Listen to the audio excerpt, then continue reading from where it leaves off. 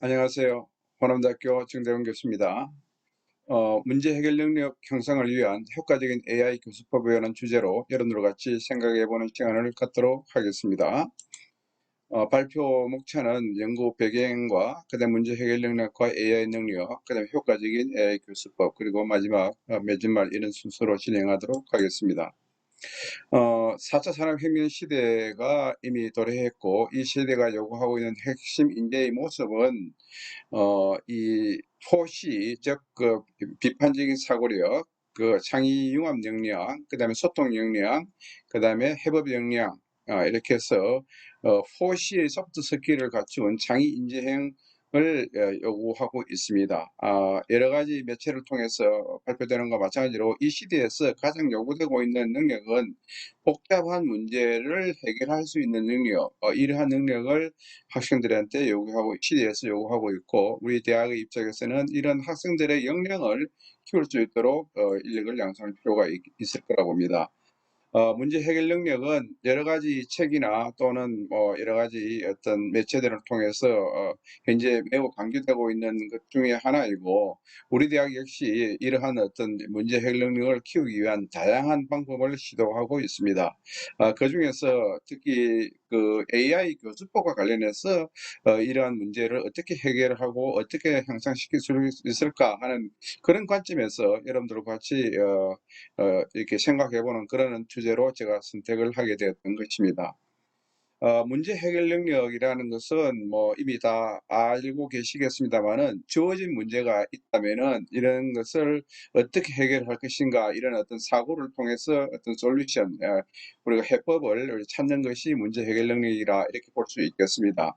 그래서 여기서 이제 그 사고력 싱킹이라는 것은 뭐 여러 가지가 있겠습니다만은, 비판적 사고력, 창의력 사고력, 논리적 사고력, 이것이 사실 표현은 좀 서로 다르게 하고 있지만 사실은 본질적인 측면에서 이게 또 동일한 어떤 내용들입니다. 비판적 사고력이라는 것은 어떤 문제에 대한 분석력을 키우는 것이 비판적 사고력인 것이죠. 이런 분석력을 기반으로서 창의적인 그런 어떤 사고를 통해서 솔루션을 제안하고 하는 것이 창의적 사고력이 될 테고, 이러한 것들을 이렇게 논리적인 사고력에 바탕을 두고 이러한 것들이 가능할 거라 보고 있고, 이러한 어떤 것들은 이제 문제풀이 능력을 키우는 것이고, 이것은 우리가 컴퓨팅 사고력을 키움으로써 가능할 거라 보고, 사실 이런 문제를 해결할 수 있는 수단으로서 흔히 말하는 인공지능, 즉 AI가 요즘 큰 어떤 각광을 받고 있다고 이렇게 할 수 있겠습니다. AI 딥러닝에 의한 문제 해결의 하나의 예시로서 이와 같은 신경회로망에 대해서 우리가 간단히 한번 생각해 보도록 하겠습니다. 여기 입력형이 있게 되겠고, 여기에 이제 신호의 웨이트를 통해서 신호를 처리하는 능력이 있고, 출력층이 있게 되겠습니다.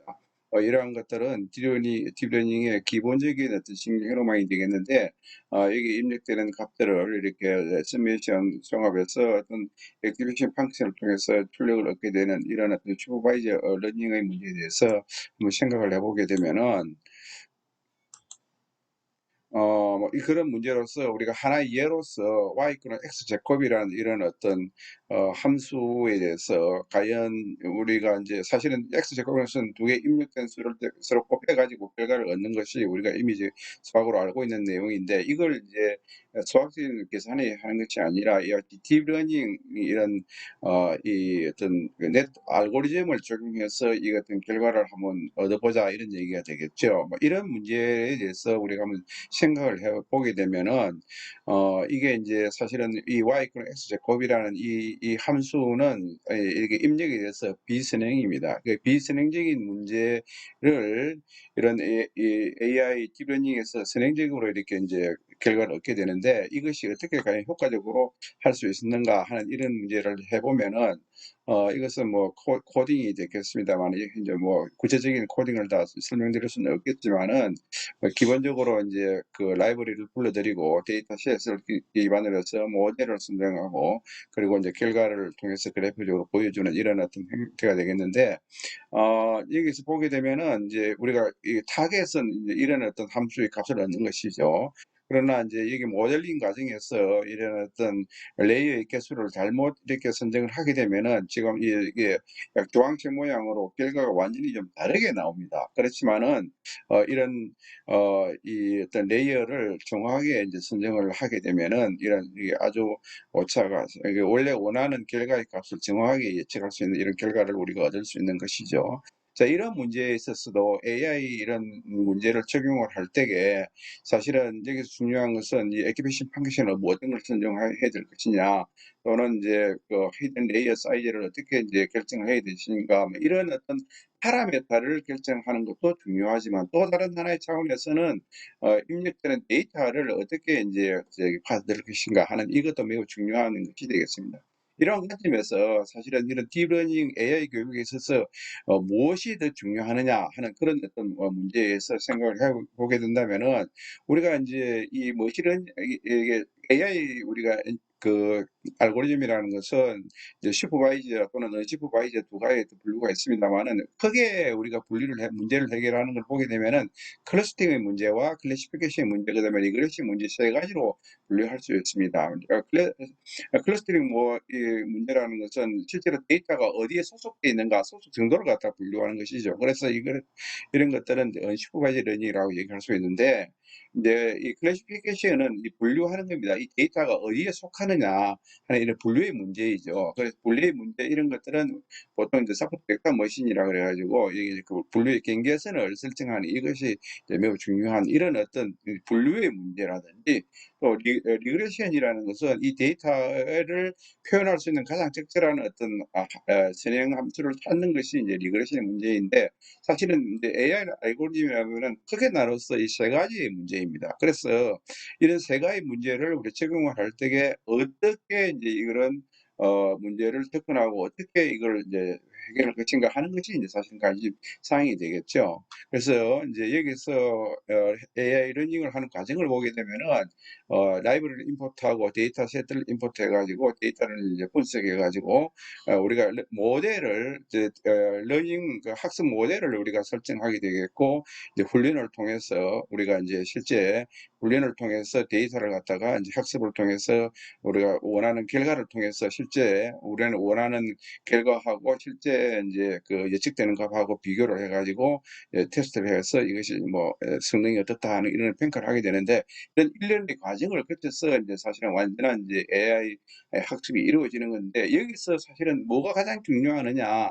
사실은 물론 뭐 다 중요하죠. 그렇지만은 어떤 이 문제를 해결하는 방법에 있어서는 가장 중요한 게 데이터 분석이 되겠습니다. 그래서 이 데이터를 어떻게 분석하실 수 있는가 하는 이런 능력을 키우는 것이 가장 중요하고, 그다음에는 이제 모델 설정이 된다 이런 얘기를 할 수 있는 것이죠. 그 외에 뭐 물론 다 중요하지만은 이렇게 하나하나 요소로 본다면은 그런 것이 중요하게 되겠습니다. 그러면은 인제 사실 AI 그랬다면은 AI 교육을 위해서 가장 중요한 분야들이 뭐가 있느냐.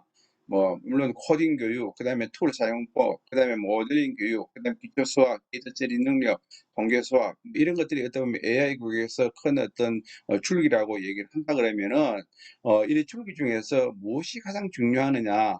흔히들 인제 코딩 교육이 중요하다, 뭐 툴 사용이 중요하다, 여러 가지가 있지만은, 사실은 문제 해결 능력을 키우기 위해서는 사실은 이런 이 어떤 데이터 처리, 그다음에 이 코딩, 그다음에 모델링, 이 세 가지가 어떻게 보면은 AI 교육에서 가장 중요한 부분이고, 그럼 이걸 어떻게 역량을 키울 수 있을 것인가 하는 것이 사실은 우리한테 주어진 과제인 것이죠. 그래서 이를 위해서 가장 우리가 지금 할 수 있는 부분이 프로젝트를 통해서 체험적으로 배우는 것이 가장 중요하다. 그래서 체험적인 프로젝트 중심의 교육이 매우 중요하다는 것을 제가 사실은 강조하려고 하는 것입니다. 그래서 AI 교육을 효과적으로 할 수 있는 방법은 단순한 코딩만 자꾸 하는 것이 중요한 게 아니라, 이 코딩을 통해서 실제 프로젝트를 수행을 함으로써 이런 어떤 기술들을 키울 수 있다, 이렇게 얘기할 수 있겠습니다. 그래서 인제 그중에서 인제 코딩 교육도 사실은 여러 가지 뭐 코딩 교육 방법에 대해서 얘기가 나오고 있지만은, 사실 어떤 랭귀지를 쓸 것이냐, 사실은 지금은까지 파이썬이 매우 효과적인 것으로 알 수 있습니다. 이것은 수시 연산에서 파이썬이 아주 매우 탁월한 어떤 능력을 뭐 연산 능력을 가지고 있기 때문에, 그래서 바이썬을 활용하시죠. 좋을 것이다. 이런 얘기를 할 수 있고, 또 이거는 지식의 문제가 아니라 문제 해결 능력을 키우는데 이제 중점을 둬야 되고, 그래서 프로젝트를 우선으로 해야 되고, 가급적이면 스타디 그룹 형태로 이제 만들어서 하는 것이 가장 효과적이다. 이런 걸 통해서 협업이라든지 소통할 수 있는 능력을 키울 수 있다. 그런 얘기를 할 수 있고, 이게 이제 사실은 아까 얘기했던 지식이 아니라 문제 해결 능력을 키우는데 초점을 맞춰서 해결해야 되고, 이런 것들은 실행을 통해서 결과를 확인하는 것이 매우 중요하다. 이렇게 얘기할 수가 있겠습니다.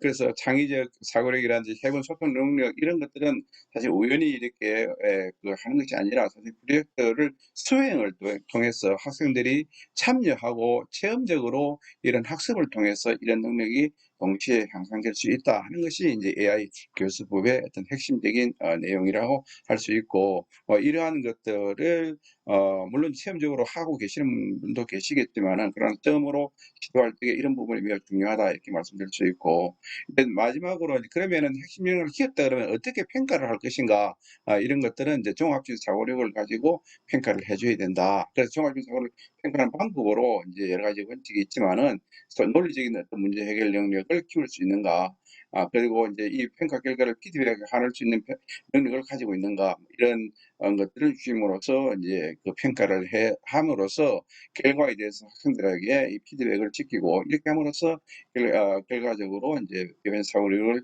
신장할 수 있는 좋은 방법이 되지 않겠느냐 이렇게 저는 보고 있습니다. 그리고 이제 이런 이제 그렇기 때문에 평가 능력을 역량을 평가하는 방법에 있어서도 교육 목표에 대한 평가, 수행도 평가, 설문조사 평가, 뭐 평가 도구형 평가의 평가 방법은 여러 가지가 있겠습니다만은 궁극적으로는 학생들의 어떤 문제 해결 능력, 즉 역량이 얼마만큼 배양되는가를 중심으로 평가하는 것이 매우 중요하다. 이렇게 강조해서 여러분들한테 설명드릴 수 있겠습니다.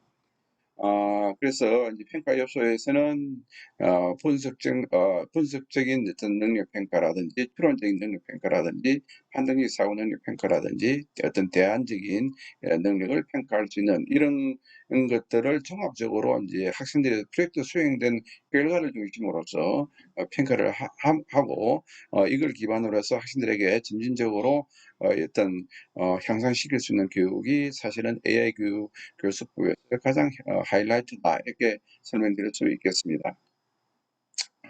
결국 학생들의 문제 해결 능력을 키우기 위해서는 학생 개개인의 역량을 이제 개발할 필요가 있는데, 이것은 역량시 이어지는 다양한 어떤 교육 프로그램을 개발할 필요가 있는데, 이런 방법으로 AI 교수법에 의한 어떤 문제 해결 역량이라든지 학습 프로그램 이런 것을 한류시킴으로써 이제 프로젝트 수행과 운영 제도의 개선에 이제 활용할 수 있을 거고, 이러한 것들이 이제 여러 가지 뭐 사업이라든지 뭐 우리 학교 같은 경우는 신도대학 사업 이런 예상 핵심 역량에 대한 합리적인 평가 방안으로서 저희들이 이제 이걸 활용하려고 발표를 하게 되었습니다. 이상입니다.